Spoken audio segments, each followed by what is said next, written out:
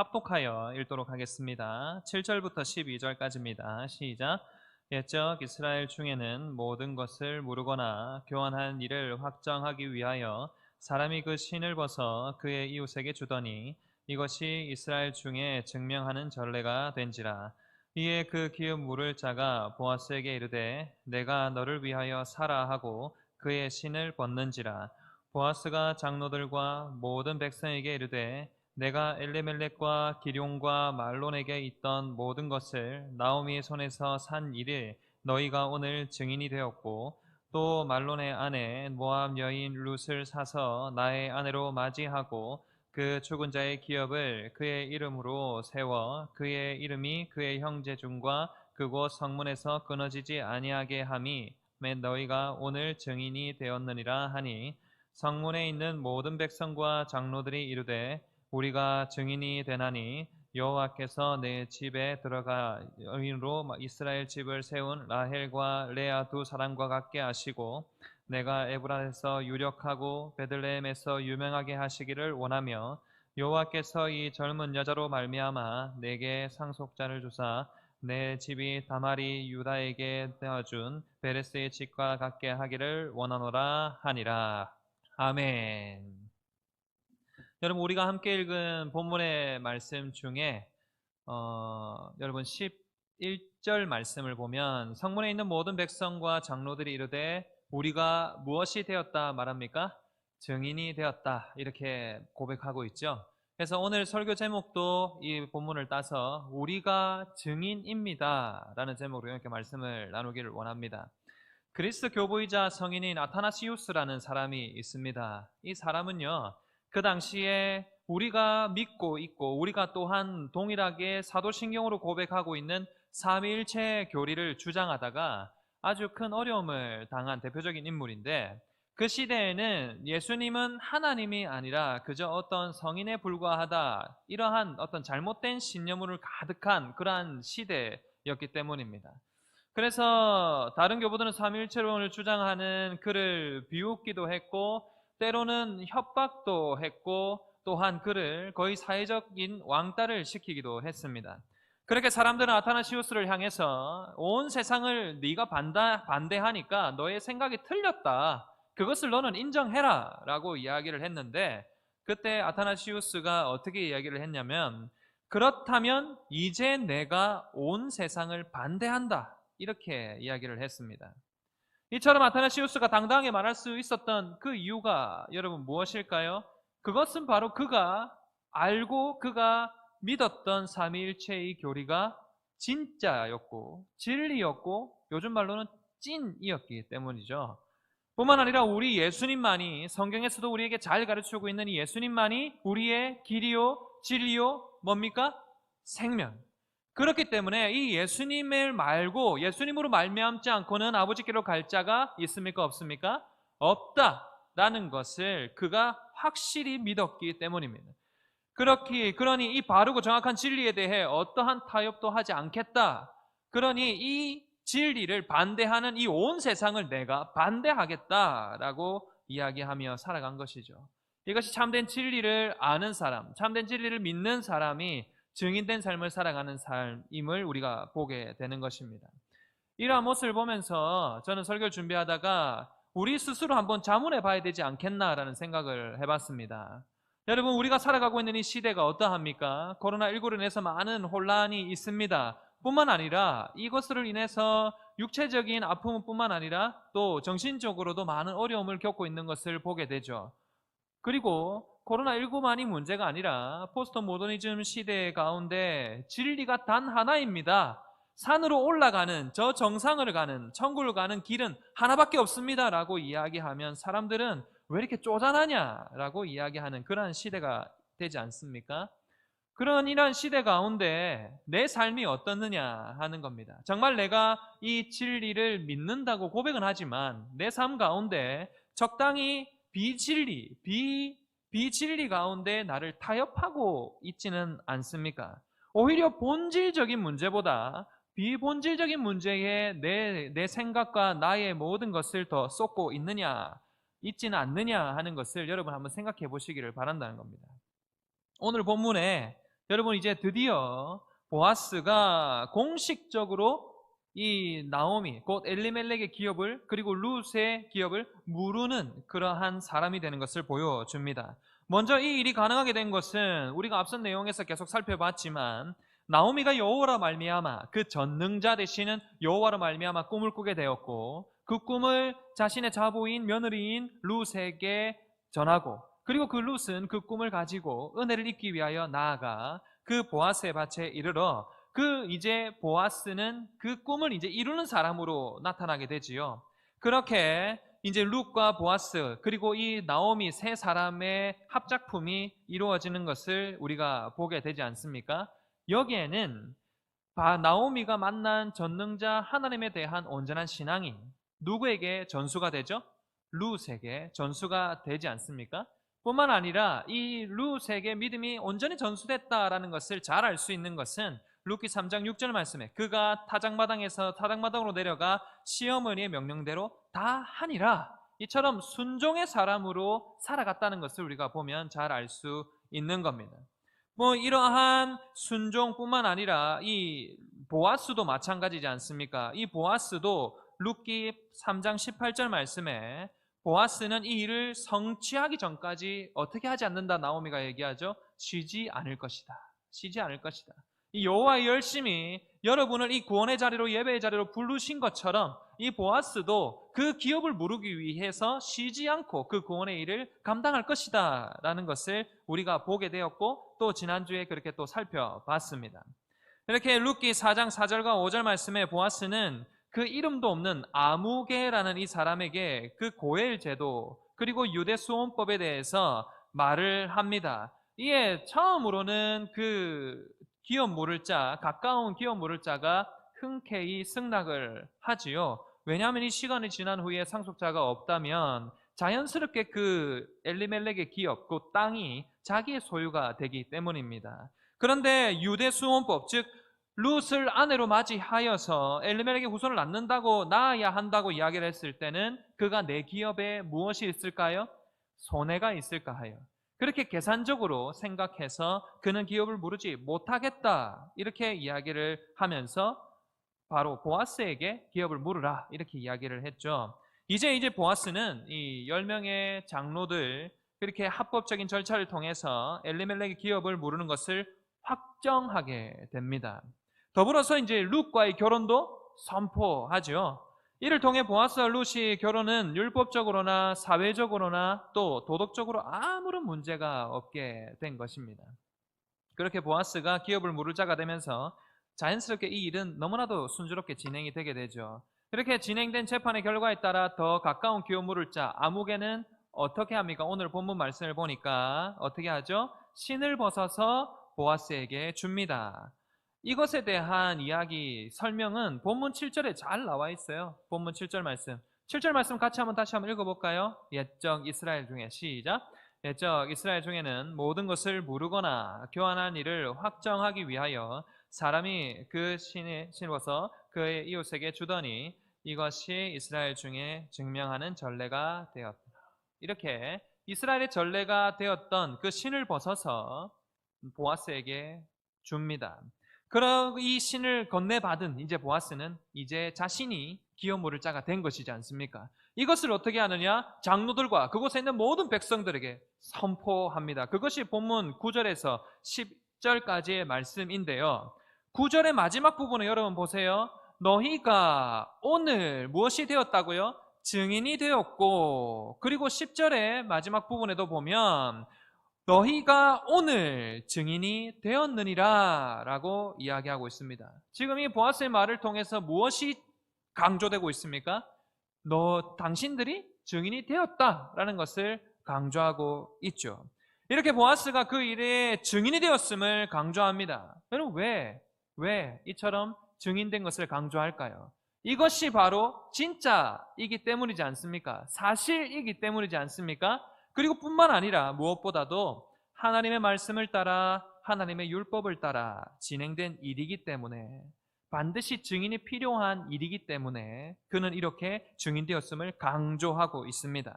그리고 두 번째로는 이 일은 이제 어떤 것과도 타협할 수 없고 뒤로 무르거나 미룰 수도 없는 일이 되었다는 것을 강조하고 있는 것입니다. 마지막 세 번째로는 우리 하나님께서 보아스로 하여금 이제 기업 모를 자, 이제 참 고엘이 되었다는 것을 기쁨으로 그가 성취되었다는 것을 믿음으로 고백하고 있는 그 말인 것입니다. 이러한 보아스의 말에 사람들은 어떻게 반응하지요? 아까 제가 설교 서두에 말씀드렸던 것처럼 본문 11절 말씀에 성문에 있는 모든 백성과 장로들이 이르되 우리가 무엇이 되었다고요? 증인이 되었나니 여호와께서 내 집에 들어가는 여인으로 이스라엘 집을 세운 라헬과 레아 두 사람과 같게 하시고 내가 에브라에서 유력하고 베들레헴에서 유명하게 하시기를 원하며. 이어지는 12절 말씀 같이 한번 읽어봅시다. 이어지는 12절입니다. 시작. 여호와께서 이 젊은 여자로 말미암아 내게 상속자를 주사 내 집이 다말이 유다에게 낳아준 베레스의 집과 같게 하기를 원하노라 하니라. 아멘. 성문에 있는 모든 백성들, 장로들도 이 보아스를 말을 받아가지고 내가 바로 증인입니다, 이렇게 고백을 하고 있죠. 그와 더불어서 축복의 메시지를 전합니다. 여러분, 이 축복의 메시지는 실로 아주 대단한 의미를 담고 있습니다. 이 축복에 등장하는 라헬과 레아는 누구의 아내입니까? 야곱. 가르쳐줬잖아요. 야곱. 야곱의 아들은 총 몇 명입니까?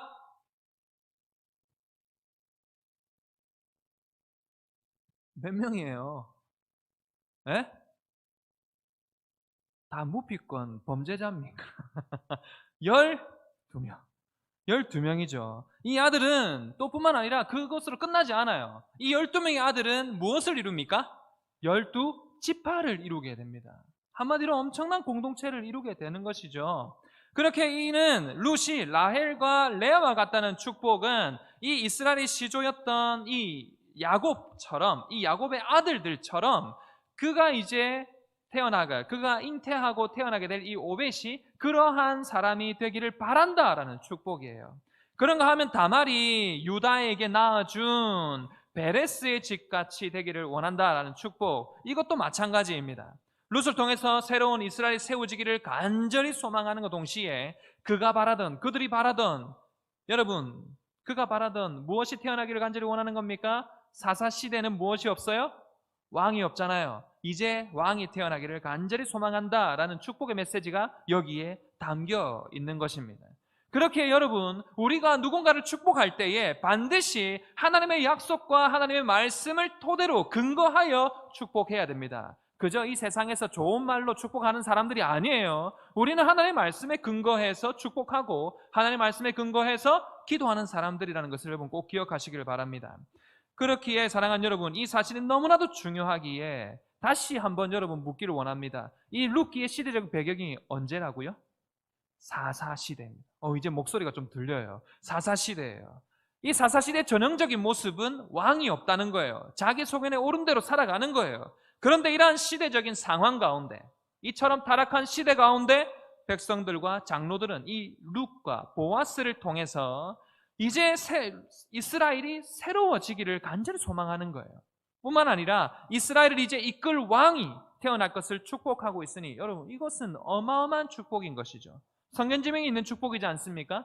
이 사람들이 그냥 거저 한 것이 아니라 저는 믿습니다. 성령의 충만한 은혜로 말미암아 이들이 이 보아스와 룻의 가정을 축복하고 있다는 것을 말이죠. 이처럼 나오미, 룻, 그리고 보아스의 믿음과 온전한 순종은 모든 사람들로 하여금 축복을 받는 통로가 되고 있다는 것을 보게 됩니다.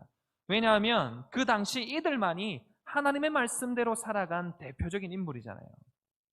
우리 하나님을 전능자로 인정하고 우리 하나님의 증인으로 살아간 사람들이 바로 나오미, 룻, 그리고 보아스라는 사실 때문입니다. 그리고 더 나아가 살아계신 하나님은 이 타락한 사사시대 가운데 그들을 만나게 하셨잖아요. 나오미에게 꿈을 주셨잖아요. 룻으로 하여금 꿈을 이루도록 했잖아요. 그리고 그 일을 보아스는 쉬지 않고 하는 것을 보게 되더라는 겁니다. 그렇게 사랑하는 여러분, 오늘도 이러한 하나님을 온전히 믿는 저와 여러분의 삶을 통해서 만군의 여호와 되신 우리 하나님의 그 꿈이 저와 여러분을 통해서 온전히 이루어져 가고 있음을 믿습니다.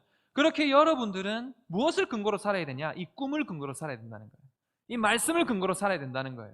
그렇게 우리들의 꿈과 비전은 이 세상의, 이 땅의 것이 아닙니다.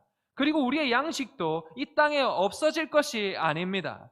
오직 이 땅에 참 양식이요 참된 음료로 오신 예수 그리스도를 먹고 마시는 삶, 또한 예수 그리스도께서 태초부터 계신 말씀이잖아요. 말씀이 또한 육신이 되어 우리 가운데 오셨잖아요.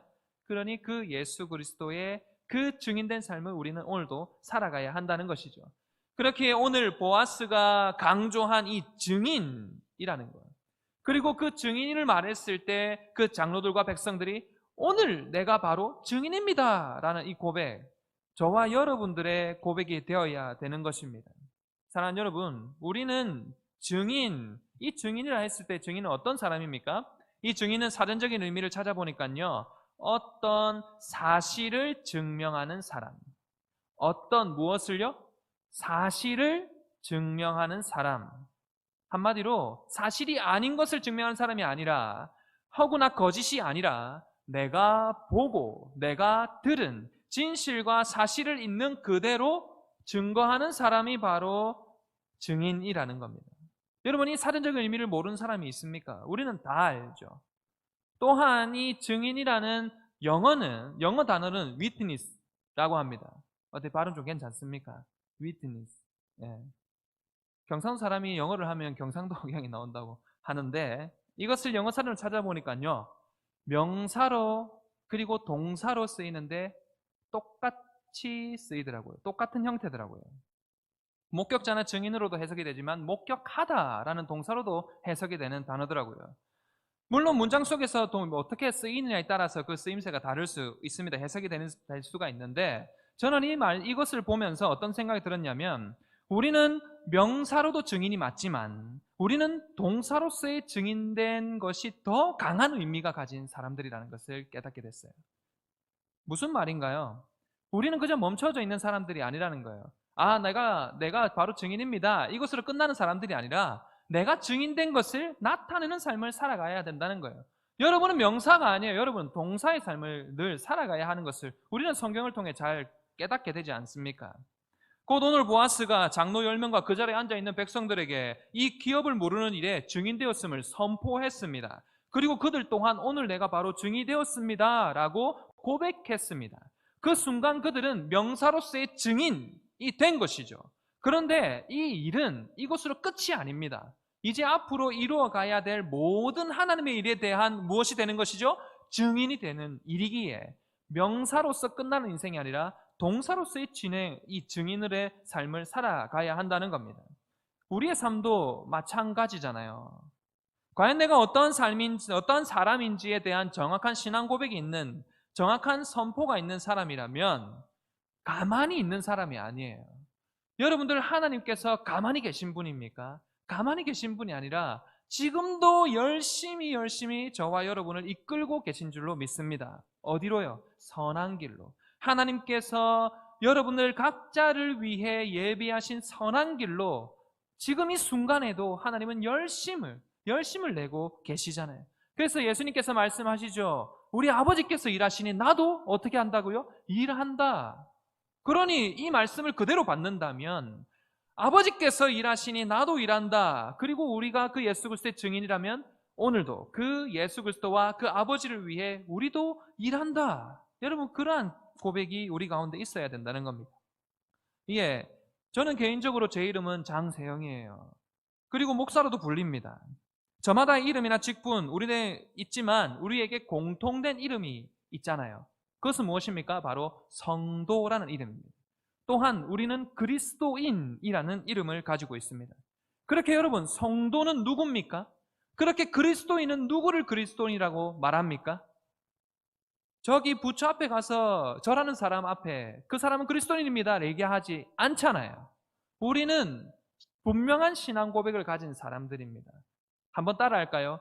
살아계신 하나님의 독생자 예수님을 나의 주와 그리스도로 믿는 사람, 살아계신 하나님의 독생자 예수 그리스도를 나의 주와 그리스도로 믿는 사람, 그 사람이 바로 그리스도인. 또한 이 사람들을 뭉쳐서 성도, 거룩한 무리라고 하는 것이죠. 베드로의 고백 여러분 기억하시죠? 주는 그리스도시요 살아계신 하나님의 아들이시니이다. 이것이 저와 여러분의 신앙 고백이고, 이것을 통해서 이 땅에 오신 예수 그리스도는 누구의, 우리의 죄, 이것도 물론 맞아요. 그런데 여러분, 분명한 신앙 고백은 나의 죄입니다. 누구의 죄 때문에? 나의 죄 때문에 십자가에 달려 죽기까지 복종하시고 죽음으로 끝나신 것이 아니라 3일 만에 부활하신 그 사실을, 그 진리를, 그 찐을 믿고 증거하는 사람이 바로 저와 여러분들이기 때문에 우리가 무엇이라고요? 증인입니다. 우리가 증인입니다. 이에 사도 베드로는 사도행전 3장 14절과 15절에서 이렇게 선포합니다. 너희가 거룩하고 의로운 일을 거부하고 도리어 살인한 사람을 놓아주기를 구하며, 여러분 살인한 사람이 누굽니까? 바라바지 않습니까? 그 당시에 밀란을 조장했던 바라바를 놓아주기를 구하며 15절에 생명의 주를 죽였도다. 그러나부터 다시 읽어볼까요? 우리 한번 시작. 그러나 하나님이 죽은 자 가운데서 그를 살리셨으니 우리가 이 일의 증인이라. 아멘. 어떤 일입니까? 나 예수 그리스도께서 나의 죄를 대속하시기 위해 십자가에 달려 죽으시고, 또한 그 달려 죽으시고 사흘 만에 부활하신 그 예수 그리스도의 증인이 누구라고요? 바로 나라는 사실을 증언하고 있는 겁니다. 그런가 하면 사도 바울도 이렇게 고백을 하는데요. 사도행전 13장 28절에 31절 말씀을 보면 죽일 죄를 하나도 찾지 못하였으나 빌라도에게 죽여달라 하였으니 성경에 그를 가리켜 기록한 말씀을 다 응하게 한 것이라. 후에 나무에서 내려다가 무덤에 두었으나 30절부터 같이 한번 읽어볼까요? 30절 시작. 하나님이 죽은 자 가운데서 그를 살리신지라. 갈릴리로부터 예루살렘에 함께 올라간 사람들이 여러 날 보이셨으니 그들이 이제 백성 앞에서 그의 증인이라. 아멘. 그의 증인이라. 그저 십자가에 달리신 것에만 증인이 아니라 그 죽음을 이기시고 사흘 만에 부활하신 예수 그리스도의 증인이 바로 누구라고요? 저와 여러분들이라는 것을 사도 바울과 또 사도 베드로가 증거하고 있는 것입니다. 그렇기에 여러분, 우리는 위트니스, 그 명사로서의 증인, 예수 그리스도의 위트니스입니다. 뿐만 아니라 우리에게 더 중요한 삶이 있지요. 더 중요한 삶이 무엇입니까? 사도행전 1장 8절이에요. 사도행전 1장 8절 말씀에 오직 성령이 너희에게 임하시면 너희가 권능을 받고 예루살렘과 온 유대와 사마리아 땅끝까지 이르러 내 무엇이 된다고요? 증인이 되리라 말씀하시잖아요. 동사로서의 증인입니다. 그저 멈춰져 있고 그저 풀이 죽어 있는 그러한 증인이 아니라 죽음을 이기시고 부활하신 예수 그리스도께서 승천하시기 전 마지막 우리에게 주신 이 명령대로의 삶, 그것이 바로 위트니스의 동사적인 삶입니다. 그런데 여러분의 삶을 한번 생각해 보시기를 바랍니다. 예수님을 나의 주와 그리스도로 믿는 삶이 이 교회 안에서만 혹시 이루어지고는 있지는 않습니까? 그렇게 세상과 적당히 타협하면서 진리를 진리라고 말하지 못한 채 살아가고 있는 삶의 영역은 없습니까? 하이델베르크 요리문답 99문에 보면은요, 3계명에 대한 이야기가 나옵니다. 여러분, 3계명 뭐죠? 3계명. 들리는 것 같아요. 환청인가요? 들리는 것 같아요. 여러분, 성경 제일 뒤쪽, 찬송가 제일 뒤쪽에 보면 여러분 다 있어요. 성경 제일 뒤쪽 한번 보세요. 성경 제일 뒤쪽. 성경 제일 뒤쪽에 제3계명, 제3은 뭐라고 되어 있습니까? 한번 같이 읽어보자. 시작. 너는 내 하나님 여호와의 이름을 망령되게 부르지 말라잖아요. 이 망령되게 부르지 말라라는 이 명령을 통해서 하이델베르크 요리문답 99문에 보면 하나님께서 원하시는 것은 무엇입니까? 라고 질문을 합니다. 그 질문에 대한 대답은 이것이죠. 네, 보여주시면 우리가 저주나 거짓 맹세 또는 불필요한 서약으로 하나님의 이름을 욕되게 하거나 잘못 사용하지 않는 것이며, 제가 노란 글씨 해놨죠? 노란 글씨 같이 한번 읽어봅시다. 시작. 더 나아가 침묵하는 방관자가 되어 그러한 두려운 죄에 참여하지 않는 것입니다. 그러면서 또 이어져요. 오히려 하나님의 거룩한 이름을 두려워하는 존경하는 마음으로만 사용하여 우리가 하나님을 바르게 고백하고 부르며 노란 글씨 같이 읽읍시다. 시작.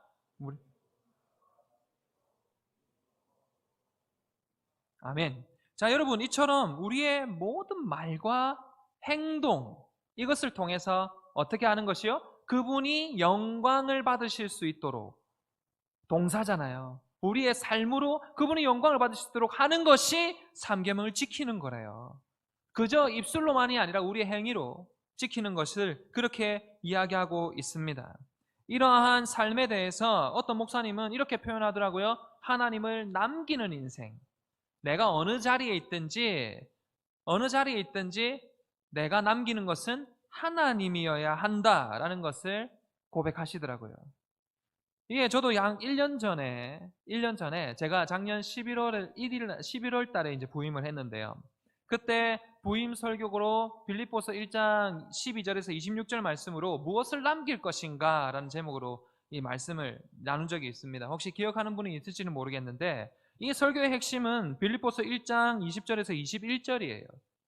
여러분 앞에 보시면서 같이 한번 읽어볼까요? 나의 간절한 기대와 시작. 나의 간절한 기대와 소망을 따라 아무 일에든지 부끄러워하지 아니하고 지금도 전과 같이 온전히 담대하여 살든지 죽든지 내 몸에서 그리스도가 존귀하게 되게 하려 하나니 이는 내가 사는 것이 그리스도니 죽는 것도 유익함이라. 아멘. 이러한 사도 바울은 지금 감옥에 갇혀 있는데 그 감옥에서 옥중서신을 보내면서 이렇게 고백을 해요. 이 부족한 종을 통해서라도 내가 살든지 죽든지 그리스도만이 존귀하게 되기를 원합니다. 그리스도만이 내 삶을 통해 남기를 원합니다.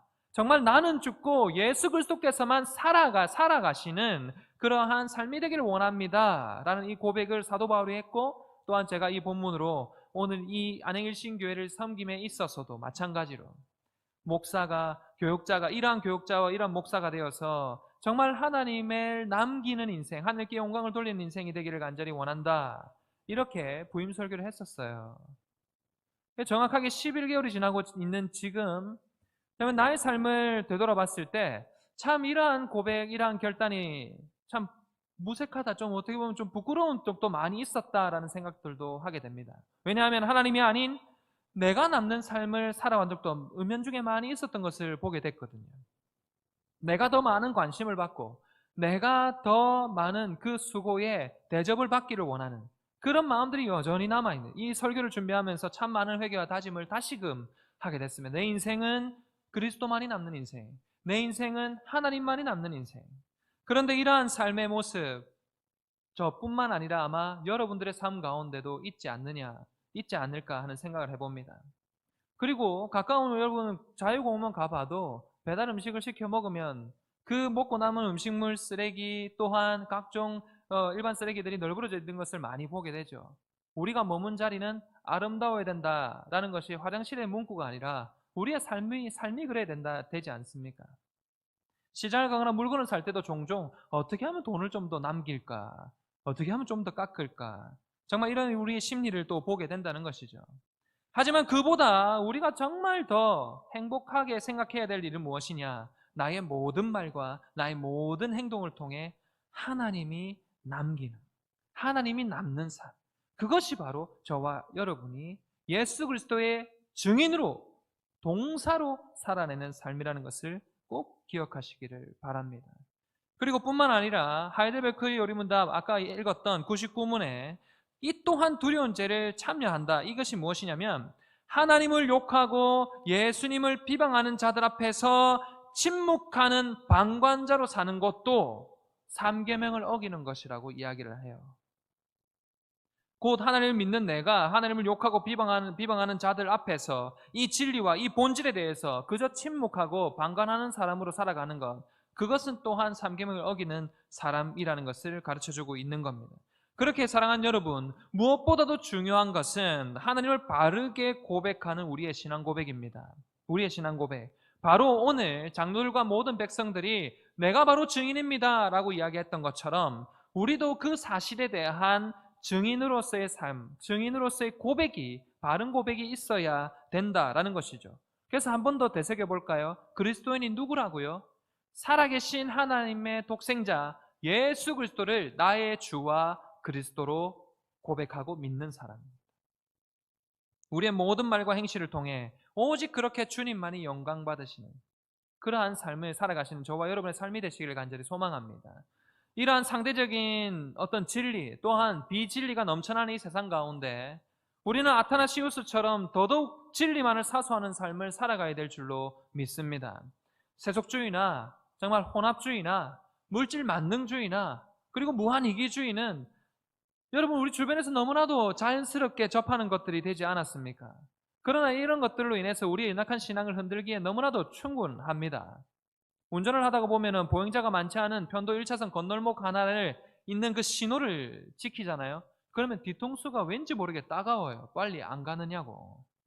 나보고 불법을 저지르라는 것이죠. 그러나 그 불법이 너무나도 당연시 여기게 되는 그런 세상을 우리가 살아가고 있는 겁니다.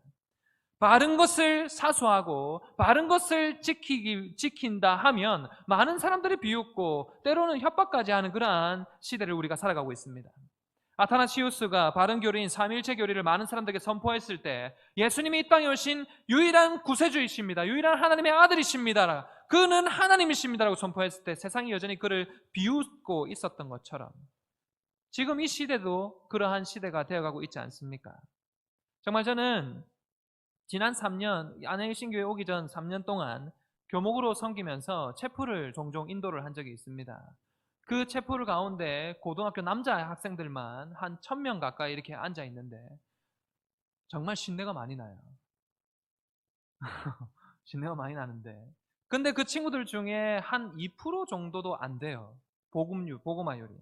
그런데 제가 목사가 앞에 서서 체프를 인도를 하고 있으면 그 친구들이 어떤 반응을 보일까요? 어떤 때는 대놓고 졸기도 하고 어떤 때는 막 이상한 말을 하기도 하고 어떤 때는 저를 공격을 하기도 합니다.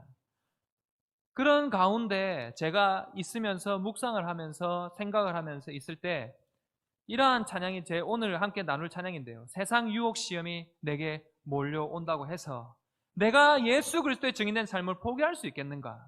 이런 생각을 많이 했습니다. 결코 그럴 수 없다. 왜냐하면 이 모든 상황을 거뜬히 역전시키시는 하나님의 지혜와 능력을 저에게 허락해 주셨거든요. 그것이 무엇이냐 하면요. 그것은 바로 이 세상의 어떤 것이 아닌 하나님의 말씀이었습니다.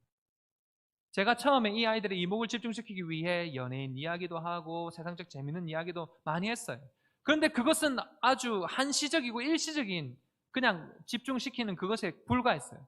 그러나 이것이 그건 그렇다는 것을 깨닫고 나서 제가 하나님의 말씀에 좀 더 쉽게 어떻게 하면 이 아이들에게 하나님의 말씀을 전할 수 있을까를 고민하고 기도하면서 말씀을 바로 전할 때에 이 아이들이 귀를 기울이는 것을 제가 경험했거든요. 그 1000명의 아이들이 초롱초롱한 눈빛으로 저를 쳐다보는 것을 제가 경험을 했거든요. 그러면서 더 생각을 했습니다. 정말 나의 무기, 그리스도인의 무기는 하나밖에 없다. 그 무기는 무엇입니까? 하나님의 말씀밖에 없다라는 것을 깨닫게 된 것입니다. 우리는 그 말씀을 믿음으로 선포하는 증인이자 또한 그 말씀을 살아내어 하나님께 영광을 돌리는 또 동사된 증인된 삶이라는 것을 제가 깨닫게 되었다는 것입니다. 그러니 우리는 하나님의 약속하신 말씀 위에 굳게 설 때에 비로소 이 세상 가운데 승리자로 살아가게 될 줄로 믿습니다. 그것이 저와 여러분의 신앙 고백이자 살아내야 될 이제 삶이라는 겁니다. 이처럼 오직 하나님의 말씀의 힘에 사로잡힐 때 우리는 오늘도 참된 바른 진리를 붙들 수 있는 것입니다. 그렇게 전쟁은 누구에게 속한 것입니까? 하나님께 속한 겁니다. 전쟁은 내가 하는 것이 아닙니다. 하나님께서 이루게 해 주시는 것입니다. 그 승리를 쟁취하는 사람은 바로 증인된 삶이요 또한 증인으로 살아가 하나님께 영광을 올려드리는 삶인 줄로 믿습니다. 제가 종종 말씀을 드리죠. 진짜 돈과 가짜 돈을 분별하고 구별하는 위패감별사들은 가짜를 전혀 보지 않는데요. 진짜만을 본다고 합니다. 그 진짜만을 익히고 모든 감각으로 자신의 것으로 만들 때에 가짜가 무엇인지 딱 걸린다고 합니다. 손에 딱 걸리고 눈으로 볼 때 딱 걸린다고 합니다. 이처럼 우리가 참되고 바른 진리 가운데 살아가기 위해서는 거짓이 무엇인지, 이단이 어떠한지 여러분 그것을 보기 이전에 그것이 아니라 참된 기록된 66권의 이 하나님의 말씀에 집중하는 은혜가 있기를 바랍니다. 이 말씀을 굳게 붙들고 이 말씀을 확실하게 믿는 그 은혜를 맛보시기를 정말 주님의 이름으로 축복합니다. 생명의 말씀을 날마다 읽고 묵상하고 살피면서 이 말씀의 반석 위에 우리의 삶을 바르게 세워가야 한다는 것이죠. 무기는 말씀밖에 없습니다. 그렇기에 그냥 이 예수 그리스도 참된 양식, 참된 은혜를 주신 이 말씀을 그냥 먹는 것이 아니라 여러분 혹시 개 뼈다구를 어떻게 먹는지 봤어요? 그냥 한번 먹고 그냥 버려버립니까? 아니에요. 그렇지 않습니다. 정말 씹고 뜯고 맛보고 즐기고를 엄청나게 오래 합니다. 하나님의 말씀을 여러분 그렇게 상고하셔야 된다는 것을 유진 피터슨 이 목사님이 그렇게 이야기하시더라고요. 그렇게 여러분 다시 한번 묻습니다. 여러분은 누구입니까? 나는 누구입니까? 여러분은 그리스도인입니다. 여러분은 성도입니다. 곧 살아계신 하나님의 아들, 독생자 예수 그리스도를 나의 주와 그리스도로 고백하는 사람들입니다. 그저 명사로 이름만 가진 사람들이 아니라 동사의 삶을 살아가는 사람들임을 꼭 기억하시기를 바랍니다. 설교를 준비하면서 어떤 분의 카톡 메시지를 본 적이 있습니다. 이런 글귀가 있더라고요. 느리게 가는 것을 두려워하지 말고 멈추는 것을 두려워하라. 느리게 가는 것을 두려워하지 말고 멈추는 것을 두려워하라. 정말 명사로서의 증인이라기보다 동사로서의 증인임을 여러분 꼭 기억하세요. 그냥 껍데기만 있는 인생이 아니라 이 속에 예수 그리스도께 살아 숨쉬는 이 말씀이 마음판에 새겨지는 그러한 삶을 살아가시는 저와 여러분의 삶이 되시기를 바랍니다.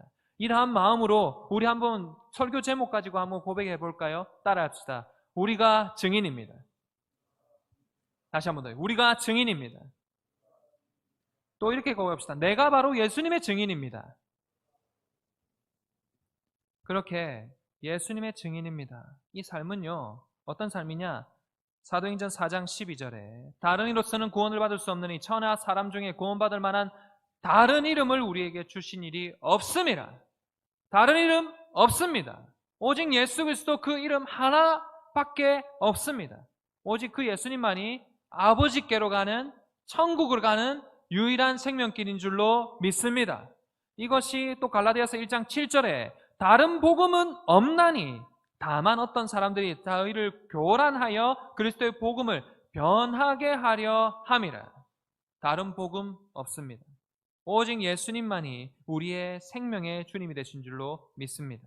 그렇게 비본질, 곧 돈과 명예, 그리고 나의 욕심, 나의 생각을 남기는 삶 아닙니다. 아타나시우스처럼 오직 예수 그리스도만을, 오직 하나님만을, 삼위일체 하나님만을 남기고 사도 베드로와 또한 사도 바울처럼 참질 대신 예수 그리스도를 그렇게 남기는 인생, 정말 그러한 인생을 살아가셔서 정말 하나님께서 영광 받으시고 마침내 여러분을 칭찬하고 인정하는 삶을 살아가시는 저와의 삶과 우리 가정과 또 우리 교회가 되기를 주님의 이름으로 축복합니다. 아멘. 우리가 주신 말씀을 기억하면서 아까 제가 잠깐 나누었죠. 세상 유혹 시험이 내게 몰려올 때에 나의 힘으로는 그것들을 모두 이길 수가 없어요. 그럴 때 우리는 두 손을 높이 들고 주님을 찬양해야 됩니다. 어떻게 찬양합니까? 전쟁은 나에게 속한 것이 아닙니다. 오직 전쟁은 하나님께 속한 것입니다. 이것을 믿음으로 여러분 함께 고백하기를 원합니다. 세상 유혹 시험이 내게 몰려올 때에 찬양하며 나가겠습니다.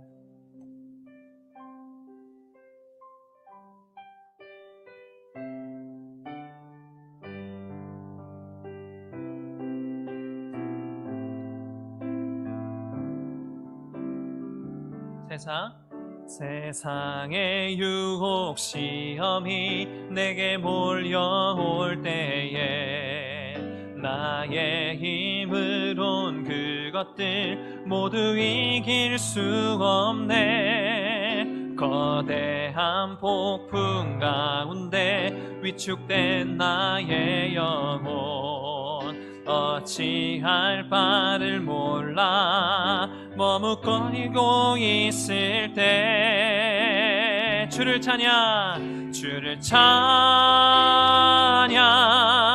손을 들고 찬양. 전쟁은 나에게 속한 것 아니니 찬양 손을 들고 찬양 전쟁은 하나님께 속한 것이니 거짓과 속임수로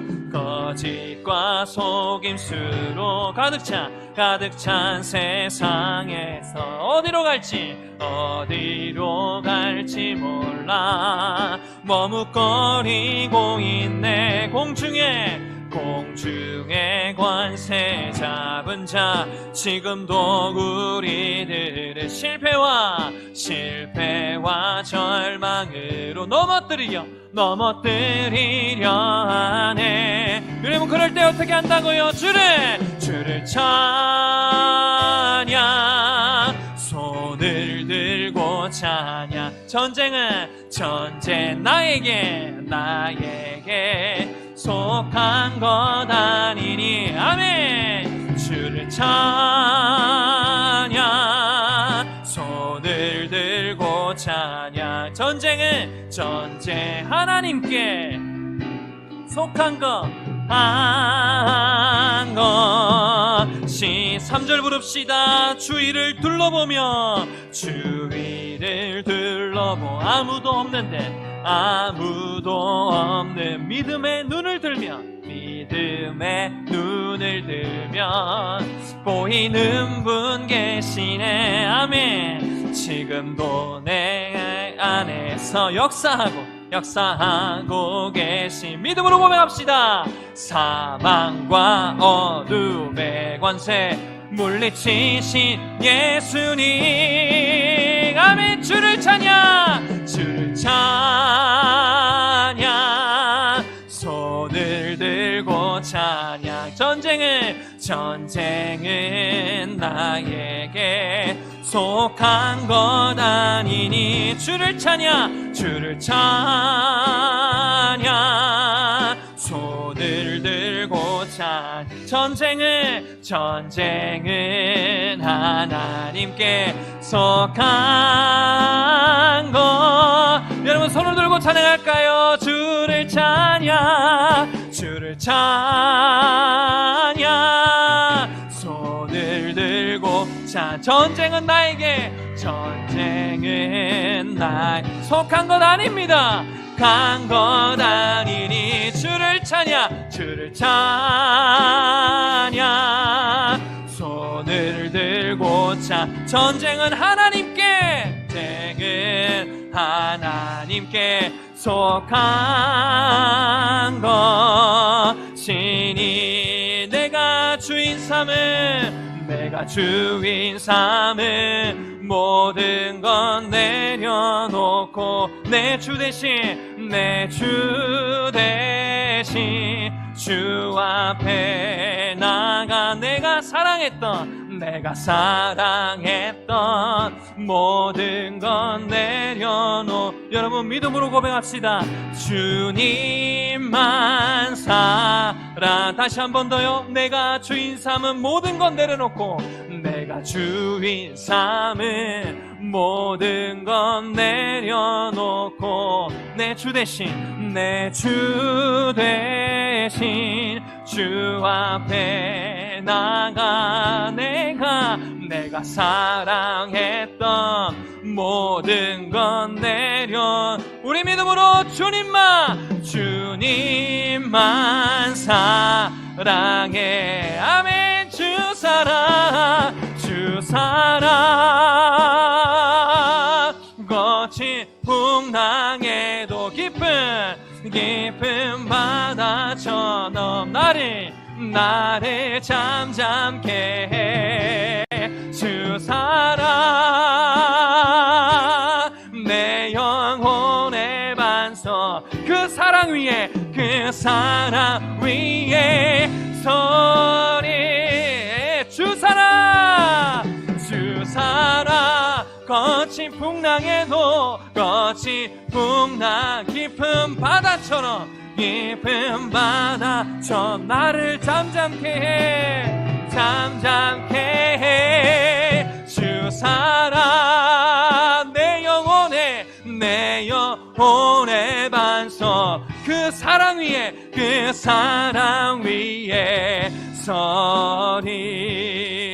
여러분 주신 말씀 기억하며 우리 같이 기도하기를 원합니다. 오직 예수님만이 우리의 유일한 길이요 진리요 생명인 줄로 믿습니다. 그 믿음 가지고 예수 그리스도의 증인된 삶을 살아가는 우리 모두가 되게 하여 주시옵소서. 이 땅에 존재하는 모든 거짓 교사들과 이단에 빠진 사람들이 하루속히 바른 길로 돌아오게 하여 주시옵소서. 그렇게 온전히 회개하는 역사, 그렇게 우리 교회를 비롯한 모든 한국 교회에 이러한 부흥의 역사가 일어날 수 있도록 우리 주여 한 부를 같이 기도합시다. 주여, 살아계신 하나님 아버지, 정말 이 시간 가운데 우리가 주인 삼았던 것들 다 내놓겠다고 믿음으로 고백했습니다. 예수 그리스도의 증인된 삶은 바로 전적인 나에게 속한 것이 아니라 하나님께 속한 것임을 온전히 믿으며 살아가는 삶임을 우리가 온전히 말씀을 통해 우리가 배웁니다. 정말 세상의 유혹 시험이 내게 몰려올 때가 너무나도 많이 있습니다. 거짓과 속임수로 가득 찬 세상 가운데 우리가 어디를 갈지 몰라 헤맬 때도 있습니다. 그럴 때에 우리가 두 손을 높이 들고 주님을 찬양하게 하여 주시옵소서. 그렇게 주의 말씀 위에, 그 사랑 위에 서는 역사가 있게 하여 주시옵소서. 그 거친 풍랑 가운데도 아버지의 깊은 바다처럼 나를 잠잠하게 하시는 그 하나님의 사랑을 우리가 날마다 말씀을 통하여 맛보는 역사가 있게 하여 주시고, 그렇게 그저 멈춰져 있는, 그저 이름만 가지고 있는 그리스도인이 아니라 삶으로 살아내는 정말 예수 그리스도의 참된 제자로서의 삶을 살아가는 우리 모두가 되게 하여 주시옵소서. 그렇게 우리가 사랑했던 모든 건 내려놓고, 우리의 주인 삼았던 건 모든 건 내려놓고 오직 주님만을 바라보기를 원합니다. 주님만을 의지하기를 원합니다. 전쟁이 하나님께 속한 것이기에 두 손 높이 들고 주님을 찬양하며 주 앞에 나아가는 우리 모두가 되게 하여 주옵소서. 그렇게 주님을 찬양하는 인생으로 변화시켜 주시고 참된 진리만을 증거하는 삶이 되게 하여 주시옵소서. 그렇게 예수 그리스도의 증인된 삶이 아버지 우리 모두의 삶이 되게 하여 주셔서 정말 이 땅 가운데 우리 한국교회인데 온전한 부흥을 허락하여 주시옵소서. 주여, 주 사랑 거친 풍랑에도 깊은 바다처럼 나를 잠잠케 해. 주 사랑 내 영혼의 반석, 그 사랑 위에 서리. 마지막으로 고백합시다. 주 사랑, 주 사랑 거친 풍랑에도, 거친 풍랑에도 깊은 바다처럼 나를 잠잠케 해. 주 사랑 내 영혼의 반석, 그 사랑 위에, 그 사랑 위에 서리. 사랑과 은혜가 풍성하신 참 고마우신 하나님 아버지, 오늘도 예수 그리스도의 증인으로 우리를 불러주시고 또한 말씀을 통하여 이 증인된 삶을 살아갈 수 있는 힘과 능력과 지혜를 더하신 은혜 너무나 감사합니다. 정말 이 세상 가운데 정말 많은 것들이 우리의 신앙을 위협하고 있음을 보게 됩니다. 수많은 거짓들이 있습니다. 수많은 속임수들이 있습니다. 이처럼 세상의 유혹 시험이 우리에게 몰려올 때가 너무나도 많이 있습니다. 이러한 가운데 우리가 해야 할 것, 오직 주만을 바라볼 수밖에 없음을 믿음으로 고백하오니, 우리가 두 손 높이 들고 전쟁은 하나님께 속한 것임을 우리가 믿음으로 선포하며 그 하나님만 바라보는 역사가 있게 하여 주시옵소서. 말씀을 무기 삼게 하여 주시옵소서. 이 약속한 말씀 위에 굳게 서는 역사가 있게 하여 주시옵소서. 그렇게 그 사랑 위에 굳게 서서 정말 이 세상 가운데 패배자로 살아가지 않게 하시고 오직 승리하신 예수 그리스도의 그 승리의 발자취를 나를 부인하고 나의 십자가를 지며 따라가는 우리 모두가 되게 하여 주시옵소서. 그러한 증인된 삶을 통하여 정말 나의 이웃들과 나의 가족들과 나의 모든 친구들이 하나님을 만나는 역사 있게 하여 주옵소서. 그렇게 하나님을 믿지 못하고 또 심지어 하나님을 욕하는 인생이 우리의 삶을 통하여, 우리의 바른 신앙의 고백을 통하여 온전히 변화되어 참된 부흥의 역사가 우리 교회 가운데, 우리의 삶 가운데, 우리 가정 가운데, 우리 한국 교회 가운데 일어나게 하여 주시옵소서. 지금 이 시간 하나님 아버지 앞에 나오며 귀한 예물 드린 손길들 주님 기억하여 주시고 이 예물이 쓰이는 곳마다 하나님의 영광이 드러날 수 있도록 은혜 위에 은혜를 더하여 주시옵소서. 이번 한 주간도 하나님의 은혜 안에 온전히 거하는 한 주간이 되게 하여 주시고 오직 하나님의 자녀로 예수 그리스도의 참 제자로 그 증인으로 살아가 하나님께 영광 올려드리며 하나님께 칭찬받는 우리 모두가 되게 하여 주시옵소서. 모든 것 감사드리며 우리를 위해 십자가에 죽으시고 삶 안에 부활하신 우리 주 예수 그리스도 이름으로 기도합니다. 아멘. 하나님의 복을 받겠습니다. 이제는 우리 주 예수 그리스도의 은혜와 우리 하나님 아버지의 다함없는 사랑과 보혜사 성령 하나님의 교통 충만 위로하시는 은혜가 오직 예수 그리스도의 증인으로 살아가기를 간절히 소망하는 하나님의 백성들 머리 위에 와 이들이 속한 가정과 우리 교회 위에 지금부터 영원토록 함께 있을지어다. 아멘.